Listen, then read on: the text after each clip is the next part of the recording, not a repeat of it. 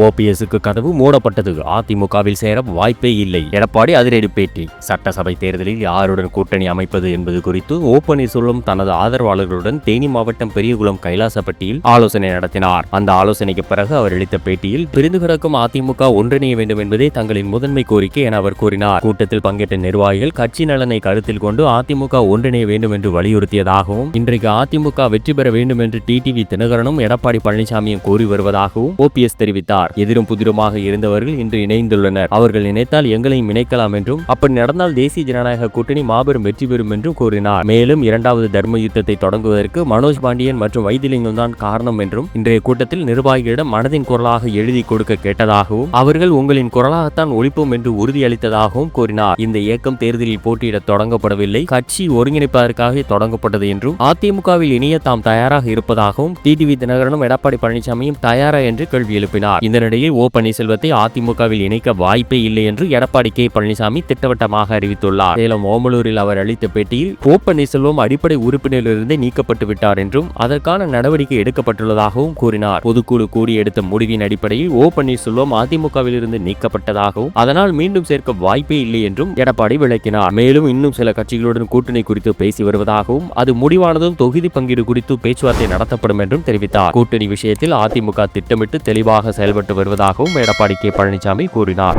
சென்னையில் பீகார் இளைஞர் குடும்பத்தோடு படுகொலை. சட்டம் ஒழுங்கு சீரழிவின் உச்சம். சீமான் கடும் கண்டனம். தலைநகர் சென்னையில் பீகார் மாநிலத்தைச் சேர்ந்த இளைஞர் கௌரவ்குமார் குடும்பத்தோடு படுகொலை செய்யப்பட்டுள்ள கொடூர சம்பவம் சட்டம் ஒழுங்கு சீரழிவின் உச்சம் என நாம் தமிழர் கட்சியின் தலைமை ஒருங்கிணைப்பாளர் செந்தமிழன் சீமான் கடுமையாக கண்டனம் தெரிவித்துள்ளார். சென்னை அடையாறில் அடுக்குமாடி குடியிருப்பில் காவலாளியாக பணியாற்றி வந்த 24 வயதான கௌரவ்குமார், அவரது மனைவி மற்றும் 2 வயது குழந்தை ஆகியோர் கொடூரமாக கொல்லப்பட்டுள்ளனர். மதுபோதையில் இருந்த வடமாநில இளைஞர்கள் கௌரவ்குமாரின் மனைவியை பாலியல் வன்கொடுமை செய்து கொன்றதுடன் தடுக்க முயன்ற கௌரவ்குமாரையும் ஏதுமரியா குழந்தையும் கொலை செய்துள்ளனர். இந்த சம்பவம் பெரும் அதிர்ச்சியும் வேதனையும் ஏற்படுத்துவதாக சீமான் தெரிவித்துள்ளார். தலைநகரிலேயே இத்தகைய கொடூர குற்றம் நிகழ்ந்திருப்பது தமிழ்நாட்டில் காவல்துறை செயல்படுகிறதா என்ற கேள்வி எழுப்புவதாகவும், நாள்தோறும் நடைபெறும் படுகொலைகள் மற்றும் பாலியல் வன்கொடுமைகள் சட்டத்தின் ஆட்சியா அல்லது சமூக விரோதிகளின் ஆட்சியா என்ற சந்தேகத்தை உருவாக்குவதாகவும் அவர் சாடியுள்ளார். கடந்த 5 ஆண்டுகளாக திமுக ஆட்சியில் மக்கள் பகலில் கூட பாதுகாப்பாக வாழ முடியாத சூழல் நிலவுகிறது என்று விமர்சித்துள்ளார். இந்த கொலை வழக்கில் கைது செய்யப்பட்டவர்கள் அனைவரும் மதுபோதையில் இருந்தது விசாரணையில் உறுதி செய்யப்பட்டுள்ளதாகவும், மது மற்றும் போதைப் பொருட்களை ஒழிக்க எந்த நடவடிக்கையும் எடுக்காத திமுக அரசின் அலட்சியமே இக்கொடூர குற்றத்திற்கு காரணம் எனவும் குற்றம் சாட்டியுள்ளார். மதுக்கடைகளை மூடுவதில் திமுக அரசிற்கு என்ன தயக்கம் என கேள்வி எழுப்பியுள்ளார். மேலும் தமிழ்நாட்டிற்கு வேலைக்கு வரும் வடமாநில தொழிலாளர்கள் குறித்த அனைத்து தகவல்களையும் பதிவு செய்யும் உள்நுழைவுச்சீட்டு முறையை நடைமுறைப்படுத்த வேண்டும் என்ற கோரிக்கையை மீண்டும் வலியுறுத்தியுள்ளார். இந்த முறை அமலில் இருந்திருந்தால் குற்றவாளிகள் மற்றும் பாதிக்கப்பட்டவர்கள் குறித்த தகவல்களை தேடி திணறிய நிலை காவல்துறைக்கு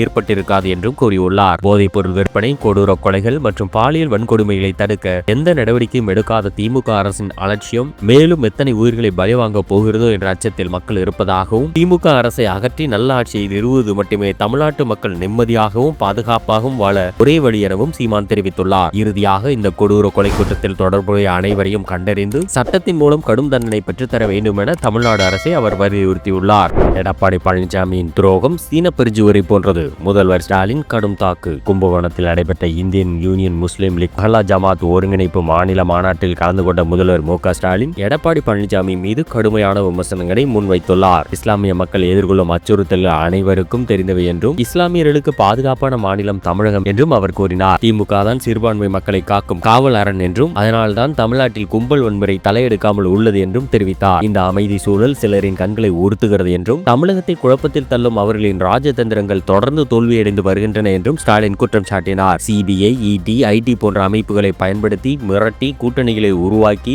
மேடை ஏறியுள்ளதாகவும் அவர் கூறியுள்ளார். துரோகங்களுக்கு அர்த்தமான அகராதியாக எடப்பாடி பழனிசாமி இடம்பெற்றுள்ளதாகவும், இஸ்லாமியர்களுக்கான துரோக பயணத்தை அவர் தொடர்ந்து கொண்டு வருவதாகவும் ஸ்டாலின் விமர்சித்துள்ளார். பழனிசாமியின் துரோகம் சீன பெருஞ்சுவரை போன்றது என்றும், அவருக்கு தெரிந்தது காலில் விழுவதும் காலை வாரி விடுவதும் தான் என்று கூறினார். 2019ஆம் ஆண்டு குடியுரிமை சட்டத்திற்கு அதிமுக ஆதரவு தெரிவித்ததையும், அதற்கு எதிராக போராடிய இஸ்லாமியர்கள் மீது தாக்குதல் நடத்தப்பட்டதையும் அவர் சுட்டிக்காட்டினார். குடியுரிமை சட்டத்திற்கு எதிராக சட்டசபை தீர்மானம் நிறைவேற்ற திமுக கோரிய போது எடப்பாடி பழனிசாமி மறுத்ததாகவும் கூறியுள்ளார். திமுக ஆட்சி அமைந்தவுடன் குடியுரிமை சட்டத்திற்கு எதிராக சட்டசபையில் தீர்மானம் நிறைவேற்றப்பட்டதாகவும், ஆனால் பாஜகவுக்கு பயந்து அதிமுக ஆதரவு தரவில்லை என்றும் அவர் விமர்சித்தார். சிஏஏ, முத்தலாக் சட்டம், வக்பு சட்ட திருத்தம் ஆகியவற்றில் அதிமுக இரட்டை வேடம் போட்டதாகவும், திமுக நாடாளுமன்றத்திலும் நீதிமன்றத்திலும் கடுமையாக போராடியதாகவும் ஸ்டாலின் தெரிவித்தார். தெரிவித்தார். வக்பு திருத்த சட்டத்திற்கு ஆதரவு தெரிவித்ததாக பழனிசாமி கூறுவது பச்சை பொய் என்றும், சிறுபான்மை மக்கள் மீது அதிமுக சதி எண்ணத்துடன் செயல்படுகிறது என்றும் குற்றம் சாட்டினார். தமிழக நலனுக்கு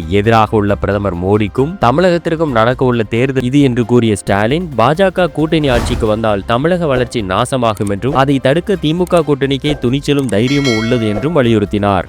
விஜய் சிறந்த நடிகர் தான், அரசியல்வாதி இல்லை. எடப்பாடி பழனிசாமி கடும் தாக்கு. விஜய் சிறந்த நடிகர் தான், ஆனால் சிறந்த அரசியல்வாதி அல்ல என்று அதிமுக பொதுச் செயலாளர் எடப்பாடி கே பழனிசாமி தெரிவித்துள்ளார். சேலத்தில் இன்று நடைபெற்ற மாற்றுக் கட்சியினர் இணையும் நிகழ்ச்சியில் பங்கேற்ற பின்னர் செய்தியாளர்களை சந்தித்த எடப்பாடி கே பழனிசாமி காங்கிரஸ் திமுக கூட்டணி குறித்து கடுமையாக விமர்சனம் செய்தார். திமுக காங்கிரஸ் இடையே பிளவு ஏற்பட்டுள்ளதாகவும், கனிமொழி டெல்லி சென்று ராகுல் காந்தியை சந்தித்தது எதற்காக என்ற கேள்வியும் எழுப்பினார். தன்னை டெல்லிக்கு அடிமை என்று சொன்னவர்கள் யார் உண்மையான அடிமை என்பதை மக்கள் புரிந்து கொண்டு விட்டார்கள் என்றும், திமுக தான் டெல்லியில் சென்று கெஞ்சி கொண்டிருக்கிறது என்றும் அவர் கூறினார். தமிழகத்தில் அதிமுக திமுக என்ற அரசியல் போட்டியில் தற்போது தமிழக வெற்றிக் கழகத்தை ஊடகங்கள் டிஆர்பி ரேட்டிற்காக பெரிதுபடுத்துவதாகவும், உண்மையான பலம் இருந்தால் தேர்தலில் தெரியும் என்றும் தெரிவித்தார். விஜய் சிறந்த நடிகர் என்பதில் மாற்றமில்லை என்றும், ஆனால் அரசியல் என்பது அனுபவம் தேவைப்படும் துறை என்று கூறிய எடப்பாடி கே பழனிசாமி 1974 முதல் அரசியலிலிருந்து மக்களின் பிரச்சனைகளை அனுபவ ரீதியாக தாம் அறிந்து வந்ததாக தெரிவித்தார். சமீபத்தில் 41 பேர் உயிரிழந்த சம்பவத்தை சுட்டிக்காட்டிய அவர், நேரடியாக வந்து மக்களுக்கு ஆறுதல் சொல்ல வேண்டிய நேரத்தில் விஜய் வரவில்லை என்றும் விமர்சித்தார். சுனாமி காலத்தில் தாங்கள் நேரில் சென்று மக்கள் பணியாற்றியதாகவும் கூறினார். சினிமாவில் இருந்து கோடிகளை சம்பாதித்துவிட்டு அரசியலுக்கு வருவது யாருக்காக என்ற கேள்வியும் எழுப்பினார். திட்டமின்மை காரணமாகவே பல குடும்பங்கள் பாதிக்கப்பட்டதாகவும், விளையும் பெயர் மொழியிலேயே தெரியும் என்றும் கூறினார். யார் வேண்டுமானாலும் கட்சி தொடங்கலாம், பேசலாம் என்று தெரிவித்த அவர், அரசியல் நிர்வாகம் அனுபவம் இல்லாமல் செய்ய முடியாது என்றும், தமிழகத்தின் வளர்ச்சிக்கு காரணம் அதிமுக தான் என்றும் வலியுறுத்தினார். உயிரால் இன உணர்வை எழுப்பிய வீர தமிழ் மகன் முத்துக்குமார். சீமான் புகழ் வணக்கம். தமிழீழ தாயகம் காக்க தன்னுயிரிந்த தனல் ஈகி வீர தமிழ் மகன் முத்துக்குமாருக்கு வீர வணக்கம் என நாம் தமிழர் கட்சியின் தலைமை ஒருங்கிணைப்பாளர் செந்தமிழன் சீமான் தெரிவித்துள்ளார். இது தொடர்பாக அவர் வெளியிட்டுள்ள அறிக்கையில், முத்துக்குமார் என்ற இனமானமும் தன்மானமும் கொண்ட இளைஞன் இந்த நூற்றாண்டின் மிகப்பெரிய தமிழின படுகொலையின் போது ஆட்சி அதிகாரத்தில் இருந்தவர்களின் பாராமுகத்தை தாங்க முடியாமல் மௌனித்திருந்த மக்கள் கூட்டத்தின் நடுவே தன்னையே எரித்து கற்பூரமாக காற்றில் கரைத்த 16வது ஆண்டு நினைவு நாள் இன்று என தெரிவித்துள்ளார். ஈழத்தில் தமிழினம் சிங்கள இனவெறிக்கு பலியாகி கொண்டிருந்ததை பார்த்தும் காணாமல் பதவிக்காக நாற்காலிகளில் ஒட்டி கொண்டிருந்த அன்றைய ஆட்சியாளர்களையும் உணர்வற்ற மக்களையும் கண்டு மனம் கொதித்து தன்னை தீக்கு தின்ன கொடுத்து பேரெழுச்சி தீயை பற்ற வைத்தான். தன் தற்கொலைக்கான காரணத்தையும் எப்போதும் பார்வையாளராக இருந்த நமது கையாளாகத்தனத்தையும் நெருப்பு வரிகளில் எழுதி தன் உடலை தீக்குச்சிக்கு தந்தான். சாவரினும் நாற்காலியை விட்டு பிரியன் என்ற பதவி பதறலுக்கும் தமிழரை அழிப்பதற்கு துணை நின்ற இந்திய வல்லாதிக்க சக்திகளுக்கும் தன் உயிர் ஆயுதத்தால் பாடம் புகட்டினான். தன் இன்னுயிரை ஈந்து உறங்கி கிடந்த தமிழினத்தை உணர்வு சூடேற்றி உசுப்பினான். முத்துக்குமாரை தொடர்ந்து அன்றைக்கு 20 உயிர்கள் தன்னுயிர் ஈந்தும் அன்றைய திமுக ஆட்சியாளர்கள் திரும்பி கூட பார்க்கவில்லை. அவர்களின் ஆணவமும் அதிகார திமிரும் இன்று வரை தொடர்கிறது என்பதே நிகழ்கால உண்மை என்று தெரிவித்துள்ளார். முள்ளிவாய்க்கால் கொடூரங்கள் முடிந்த பின்பும் இலங்கையின் இனவாத வெறி இன்றளவும் தமிழரின் உயிரை பறித்து வருகிறது என்றும், அதன் நீட்சியாக கடலில் மீன்பிடிக்கும் தமிழர்களும் தொடர்ந்து காவு வாங்கப்படுகின்றனர் என்றும் தெரிவித்தார். எத்தனையோ தடைகள் வந்தாலும் முத்துக்குமாரின் சுதையில் எறிந்த நெருப்பு நம் சிந்தனைகளில் இன்றளவும் கொழுந்துவிட்டு எரிகிறது என்றும், அவரது உயிர் ஈக லட்சியம் என்றாவது அடையும் என்பதில் உறுதி என்றும், அவரின் லட்சிய பயணத்தை தளராத உறுதியுடன் தொடர்வதே அந்த மாவீரனுக்கு நாம் செலுத்தும் உண்மையான புகழ் வணக்கம் எனவும் சீமான் தெரிவித்துள்ளார்.